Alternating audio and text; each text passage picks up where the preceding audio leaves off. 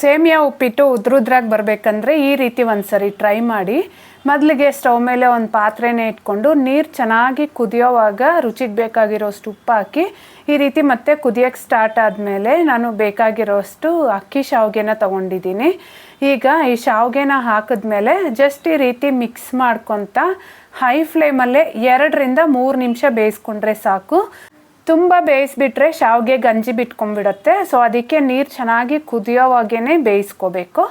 ಈಗ ಬೆಂದಿರೋ ಅಂಥ ಶಾವಿಗೆನ ಈ ರೀತಿ ಸ್ಟ್ರೈನರ್ಗೆ ಹಾಕ್ಕೊಂಬಿಟ್ಟು ಹಿಂದೆನೇ ಅದಕ್ಕೆ ತಣ್ಣೀರನ್ನ ಹಾಕ್ಕೊಂಬಿಡ್ಬೇಕು. ಆವಾಗ ಈ ರೀತಿ ಉದ್ರುದ್ರಾಗಿ ಬರುತ್ತೆ. ಇದಕ್ಕೆ ಮತ್ತೆ ಎಣ್ಣೆ ಹಾಕಬೇಕು ಅನ್ನೋ ಅವಶ್ಯಕತೆ ಏನೂ ಇಲ್ಲ.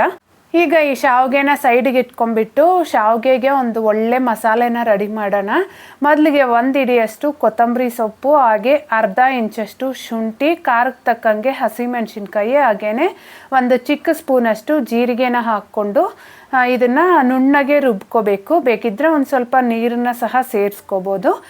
ಮತ್ತು ಈಗ ಸ್ಟವ್ ಮೇಲೆ ಬಾಣಲಿನ ಇಟ್ಕೊಂಡು ಎಣ್ಣೆ ಹಾಕ್ಕೋಬೇಕು. ನಾನಿಲ್ಲಿ ಕೊಬ್ಬರಿ ಎಣ್ಣೆ ಯೂಸ್ ಮಾಡ್ತಾಯಿದ್ದೀನಿ. ಯಾವುದೇ ಉಪ್ಪಿಟ್ಟಿಗಾಗಲಿ ಕೊಬ್ಬರಿ ಎಣ್ಣೆ ಟೇಸ್ಟ್ ಚೆನ್ನಾಗಿರುತ್ತೆ. ಇಲ್ಲಾಂದರೆ ನಾರ್ಮಲ್ ಕಡಲೆ ಎಣ್ಣೆನೇ ಹಾಕ್ಕೋಬೋದು.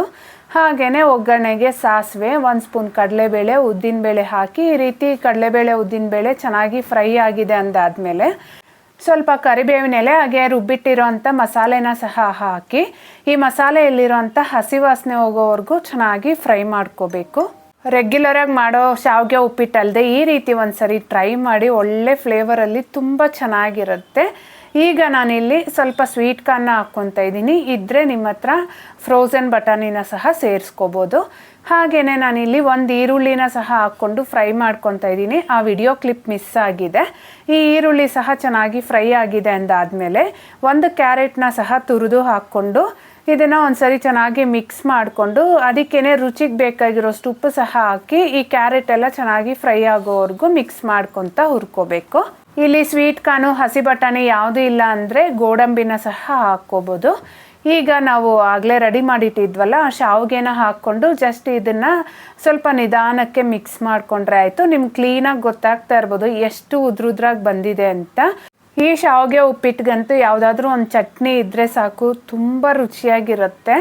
ಈಗ ಈ ಶಾವಿಗೆನೆಲ್ಲ ಈ ರೀತಿ ಮಿಕ್ಸ್ ಮಾಡ್ಕೊಂಡಾದ್ಮೇಲೆ ಕೊನೆಯಲ್ಲಿ ಒಂದು ಅರ್ಧ ಹೋಳಷ್ಟು ನಿಂಬೆಹಣ್ಣಿನ ರಸ ಸಹ ಸೇರಿಸ್ಕೊಂಡು ಜಸ್ಟ್ ಒಂದ್ಸರಿ ಮಿಕ್ಸ್ ಮಾಡಿಕೊಂಡು ಇದನ್ನು ಪ್ಲೇಟ್ ಮುಚ್ಚಿ ಒಂದು 5 ನಿಮಿಷ ಹಾಗೆ ಬಿಟ್ಬಿಡಬೇಕು. ಆವಾಗ ಮಸಾಲೆ ಎಲ್ಲ ಹಿಡಿದು ತುಂಬ ರುಚಿಯಾಗಿರುತ್ತೆ. ಯಾವಾಗಲೂ ಒಂದೇ ಥರ ಶಾವಿಗೆ ಉಪ್ಪಿಟ್ಟಲ್ಲದೆ ಈ ರೀತಿ ಒಂದ್ಸರಿ ಟ್ರೈ ಮಾಡಿ ನೋಡಿ, ತುಂಬ ರುಚಿಯಾಗಿ ಬರುತ್ತೆ. ಹಾಗೆ ವಿಡಿಯೋ ಇಷ್ಟ ಆಗಿದ್ದರೆ ಮಾತ್ರ ಮಿಸ್ ಮಾಡದೆ ಒಂದು ಲೈಕ್ ಮಾಡಿ, ಹಾಗೆ ಚಾನಲ್ನ ಸಬ್ಸ್ಕ್ರೈಬ್ ಮಾಡಿ. Thank you.